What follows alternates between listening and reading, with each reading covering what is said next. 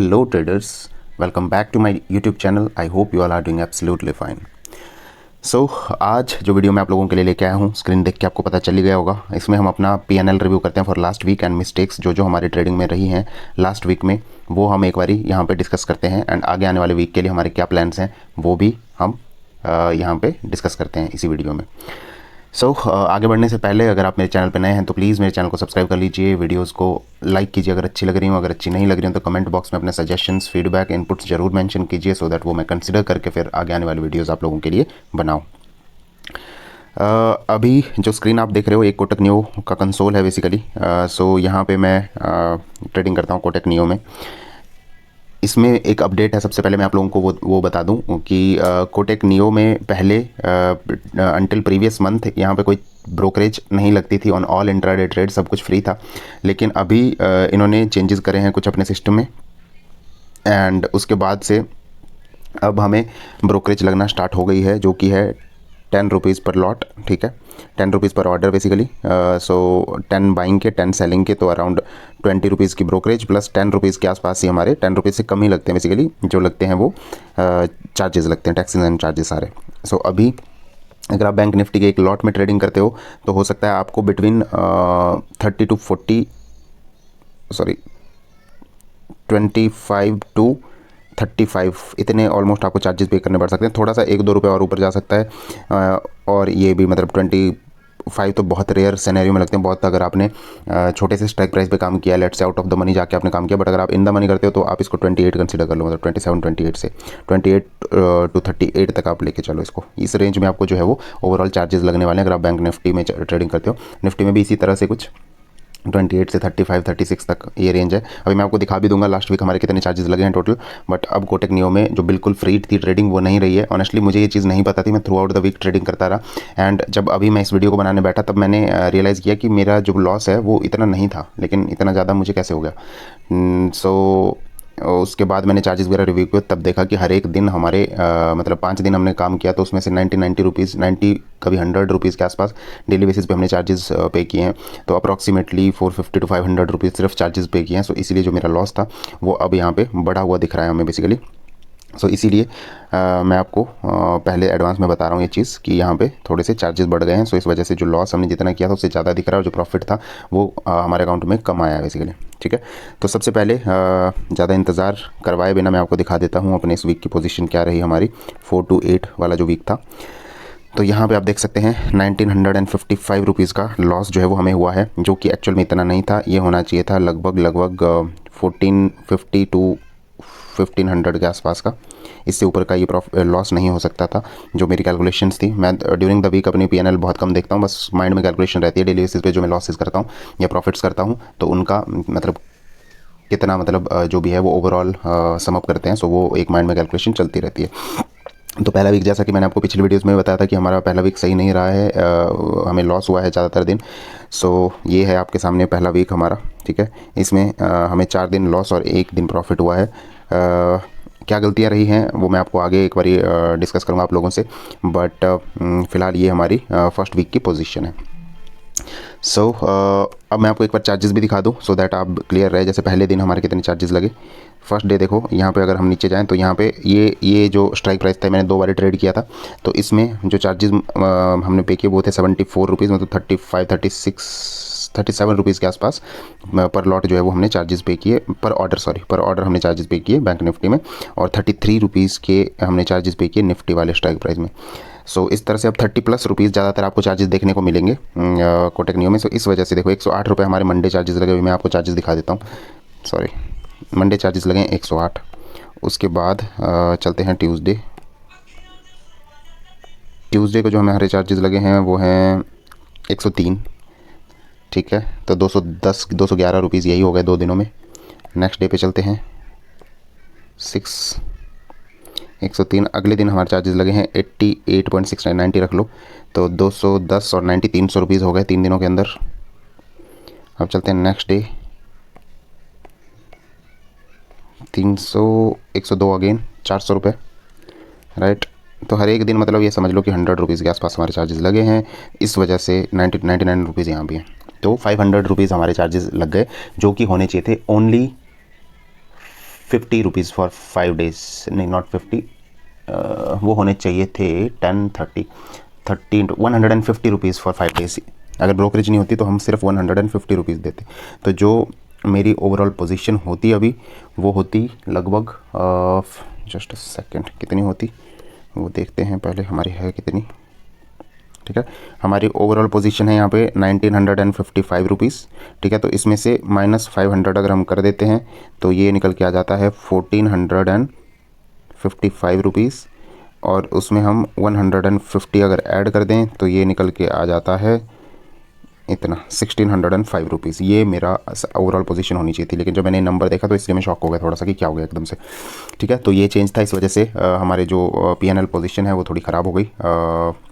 And जितना हमने last month profit किया था उससे ज़्यादा अब हम लॉस में जा चुके हैं। वो पूरा प्रॉफिट जो कमाया था उसको हम गंवा चुके हैं। ठीक है, अब आगे आने वाले जो वीक्स हैं उस पर हमें अपनी साइकोलॉजी को सही रखना होगा, अच्छे से अपनी ट्रेडिंग करनी होगी, बिकॉज अब चार्जेस भी हमें पे करने पड़ रहे हैं।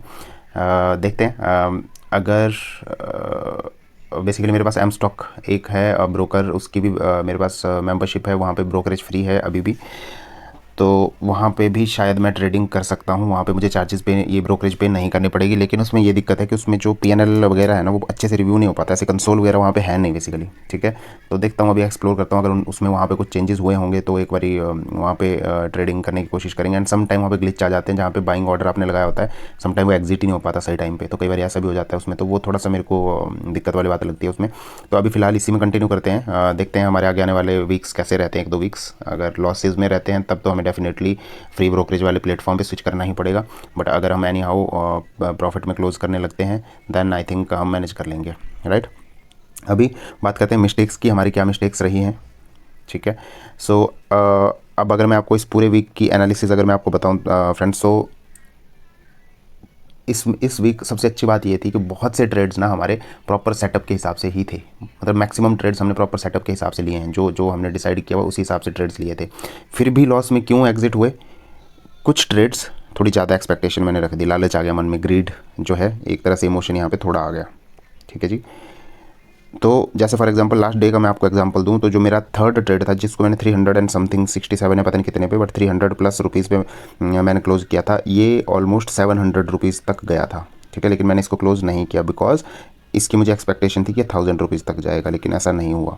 राइट, सो इसी तरह से बीच में भी ऐसे दिन आए जहाँ पे मुझे इनिशियली प्रॉफिट शो हुआ, लेकिन वो या तो मैंने कॉस्ट टू कॉस्ट एग्जिट किया या तो फिर वो लॉस में मैंने एग्जिट किया। तो इस तरह से कहीं ना कहीं कुछ दिनों में थोड़ा सा ये ग्रीड वाला कंपोनेंट आ गया था, ये जो इमोशन होता है ये आ गया था। बिकॉज लेट से कब आया था, जैसे लेट से फर्स्ट 2 ट्रेड्स में मुझे लॉसेज हो गए हैं। ये बेसिकली आप लोग, कई लोग आप रिलेट कर पाओगे, ये साइकोलॉजी का ही पार्ट है कि जब ना, जैसे लेट से मेरे नंबर ऑफ ट्रेड्स फिक्स हैं 3 पे, राइट, 2 में मुझे लॉस हो गया। ठीक है, अब उसके बाद क्या होता है, जो थर्ड ट्रेड होता है ना वो अच्छा जाता है हमारा, लेट से प्रॉफिटेबल जा रहा है ऊपर, लेकिन अब इसमें लेट से मेरा जो लॉस है दैट इज़ 500 रुपीज़ के आसपास का। अब इसमें प्रॉफिट मुझे हो रहा है 450, 490, देन 550 तक चला गया।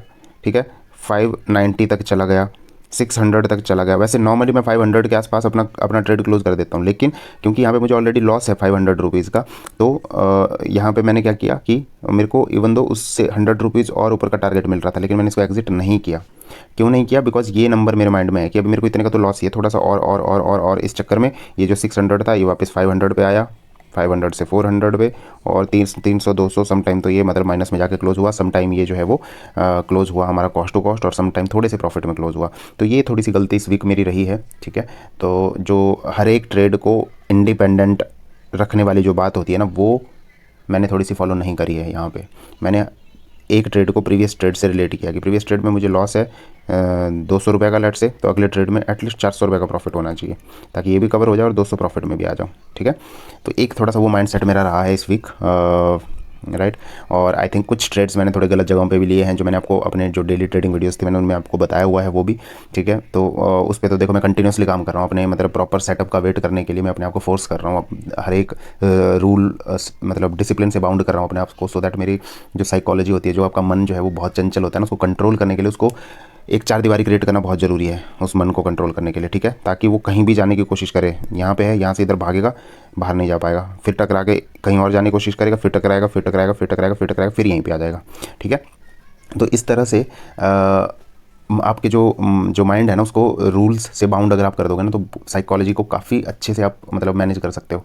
ठीक है, मैं कोशिश कर रहा हूँ जब मुझे बहुत अच्छे रिजल्ट्स, मुझे क्या आपको भी जब मेरे रिजल्ट्स दिखेंगे तो मैं definitely step by step process आप लोगों को बताऊंगा 100% कि मैं कैसे करता हूँ एंड कैसे कर रहा हूँ एंड वो सारी चीज़ें। इसीलिए मैं आपको बार बार बोलता हूँ कि ये वीडियोज़ मैंने बहुत जल्दी बनाना स्टार्ट कर दिया जब मैं प्रॉफिटेबल नहीं भी हूँ। अभी मैं कॉस्ट टू कॉस्ट चलता है, ठीक है, कभी लॉस ले लेता हूँ फिर प्रॉफिट में आ जाता हूँ फिर लॉस में चला जाता हूँ, ऐसी चीज़ें चल रही हैं अभी। बट फिर भी मैं वीडियोस आप लोगों के लिए बना रहा हूँ। इवन दो कुछ लोग कमेंट भी करते हैं इस चीज़ पे कि मतलब लॉस को लेके कि लॉस करता है, समथिंग लाइक दैट, सेटअप रखा है फिर भी लॉस करता है, कई चीज़ें, ठीक है, हर किसी का अपना वो फीडबैक होता है, उसमें कोई वो बड़ी बात नहीं है। बट मैंने आपको अपना लॉजिक यहाँ पर क्लियर कर दिया है सो दैट मैं आपको अपनी जर्नी दिखा पाऊँ, बेसिकली कंप्लीट जर्नी की इस तरह से ये सारी चीज़ें हर एक स्ट्रगलिंग ट्रेडर फेस करता है। ठीक है, इनसे बच के कोई भी नहीं भाग सकता, बस इनको मैनेज कैसे करना है बस वो मैं सीख भी रहा हूँ और आप लोगों के साथ शेयर भी कर रहा हूँ, और आप लोग होपफुली इन चीज़ों को रिलेट भी कर पाते होंगे अपने ट्रेडिंग स्टाइल या ट्रेडिंग जर्नी के साथ। सो इस तरह से चीज़ें हैं। आई थिंक वीडियो भी थोड़ी लंबी हो रही है। इन चीज़ों के लिए मैं सेपरेटली मैंने आपको बताया, मैं स्टेप बाय स्टेप प्रोसेस आप लोगों के साथ शेयर करूँगा 100%। वो बाद में यहाँ पे मैं कुछ भी नहीं छुपाऊंगा, ठीक है, वो बिल्कुल ऑनेस्टली जैसे मैं अभी तक सारी चीज़ें शेयर करते आया हूँ मैं सब कुछ आप लोगों के साथ तब भी शेयर करूँगा। ठीक है, पहले फ़िलहाल अपने घर को सही करना ज़्यादा ज़रूरी है, पहले मैं खुद को थोड़ा और निखार लूँ, उसके बाद वो चीज़ें आएंगी तो ज़्यादा बेटर होगा।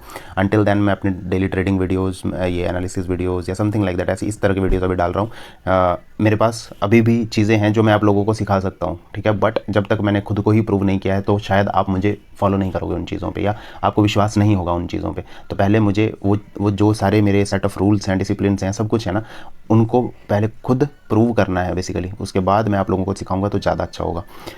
तो आई थिंक इस वीडियो को अब एंड करते हैं यहीं पे एंड अब मिलेंगे मंडे एक नए ट्रेडिंग सेशन के साथ। अब हमें पता है थोड़ा सा रिस्ट्रिक्ट होकर ट्रेड्स लेने होंगे, ट्रेड्स तो हमारे फिक्स ही हैं बेसिकली, बट अब थोड़ा सा और कॉशियस होकर ट्रेड्स लेने होंगे बिकॉज अभी हमें ब्रोकरेज भी पे करना पड़ रही है उन पर। ठीक है, तो मिलते हैं मंडे, तब तक के लिए जय हिंद, जय Bharat and Vande Mataram, bye bye.